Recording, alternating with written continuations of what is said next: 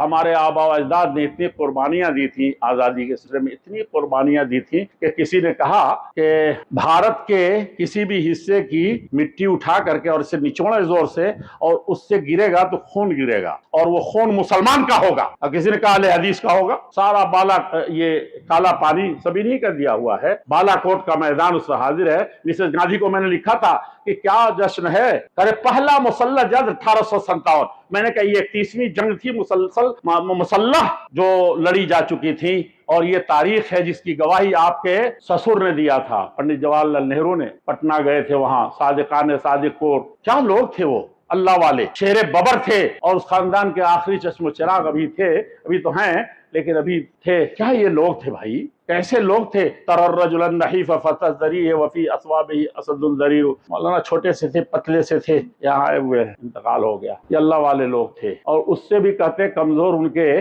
پردادا چردادا تھے، مولانا یحییٰ علی۔ جب جج کے سامنے لایا گیا کالا پانی انڈمان میں، جزیرہ انڈمان، آج کل تو تفریح کرنے جا رہے ہیں، کبھی جا کے دیکھیے آنکھوں سے آنسیں وجود دہل جاتا ہے کہ کس طرح کے سلونے جیل میں وہ رہا کرتے تھے۔ اس کی ایک نشانی ابھی باقی ہے، اور کہاں پھانسیاں دی جاتی تھی، اس کے آلات وہاں موجود ہیں۔ فسیحوا فی الارض، زمین میں اس لیے ٹہلو کہ نصیحتیں دیکھو کہ کیسے کیسے راجے مہاراجے اور بادشاہ چلے گئے، اور تم پتہ نہیں ایک گز زمین کے سلسلے میں، ایک چھوٹے مسئلے کے سلسلے میں تم کہاں جا رہے ہو۔ بہرحال یہ بہت بڑی چیز تھی جو قربانی تھی، لیکن مجھے کہنا یہ تھا کہ اس آزادی سے فائدہ کیسے اٹھایا جائے۔ آزادی، انہوں نے اتنی قربانی دی، جب ایک طرف سے کہا کہ اتنے قربان ہوئے تو ان کی اولاد کیا کر رہی ہے، ان کے پرکھے ایسے تھے تو یہ کیا ہیں۔ اسی کو خوش کرنا، اسی عزم کے ساتھ انسان جب کھڑا ہوگا تب جا کر کے آزادی کا صحیح مفہوم اور صحیح مزہ اس کو آئے گا۔ اور اس کے ساتھ ہی فَلْيَعْبُدُوا رَبَّ هَذَا الْبَيْتِ الَّذِي أَطْعَمَهُم مِّن جُوعٍ وَآمَنَهُم مِّن خَوْفٍ۔ انگریز کے ڈنڈے سے اس قدر لوگ کانپتے تھے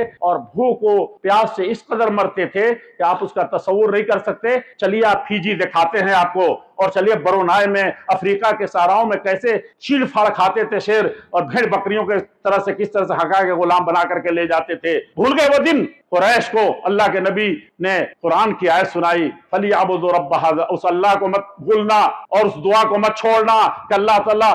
اور وہ سعودی عرب کے جو لوگ یہ دعا کرتے تھے، بچپن میں ہم لوگ چھوٹے میں گئے تھے تو دیکھا کہ کہا اللہم آمنا فی اوطان، اے اللہ ہمارے ملک میں امن عطا فرما۔